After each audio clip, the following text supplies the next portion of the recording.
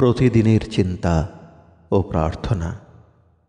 30শে March, দিনের প্রধান চিন্তা। একান্ত ভক্তি সকল কিছু শুদ্ধ করিয়া দেয়, মুখস্থ করা যায়। লোভিনু শরণ যবে তব পদতলে, সম্পূর্ণ হইল মোর অসম্পূর্ণ গান।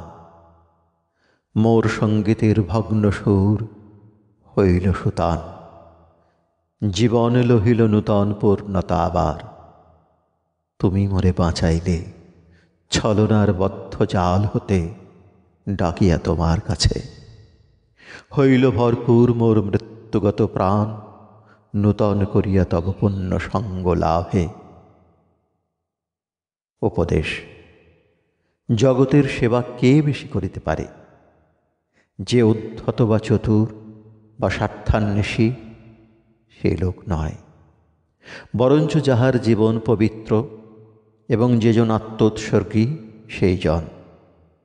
মানুষ যখন উন্নত জীবন যাপন করিতে শেখে, যখন সে নিঃস্বার্থভাবে সকলকে ভালোবাসিতে পারে, তখন সে নিজের এবং অপরের জীবনে কেবল স্নিগ্ধ সুস্থতা এবং আনন্দ আনয়ন করে।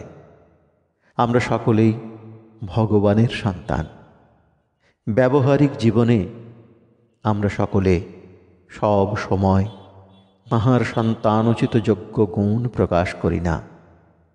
দৈনন্দিন জীবনযাত্রার মধ্য দিয়ায় আমরা তাঁহার সন্তানের উপযুক্ত গুণাবলী বিকশিত করিব।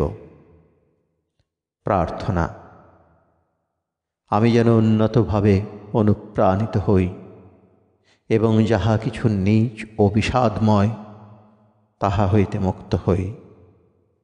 যাহা শুদ্ধ ও মহান তাহাই যেন কান দিয়া শুনি।